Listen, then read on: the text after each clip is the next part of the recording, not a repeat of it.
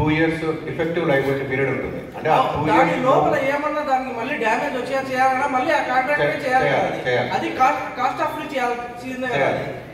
దానికి ఏమన్నా ఉంటే ఆ విధంగా దానికి చేయండి, లేదు చేయకపోతే అతని మీద పెనాల్టీ వేయండి సార్. అతనికి కాంట్రాక్టర్ కి మళ్ళీ ఈఎండి రిటర్న్స్ మీద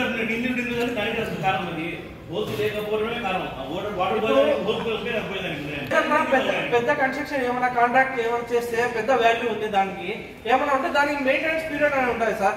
1 or 2 years 3 years 5 years 10 years అనేది ఆ maintenance period compulsory contractor maintain చేయాల్సిందే కదా. అది maintenance period defect liability period అని చెప్పేసి ఒకవేళ చేసిన పని దానంతగా అదే పాడైపోతే డిపాజిట్లు మన దగ్గర 5% కాంట్రాక్టర్ ఉంటాయి. ఆ కాంట్రాక్టర్తో రిపేర్ చేయించిన తర్వాతనే డిపాజిట్స్ ఇస్తాము.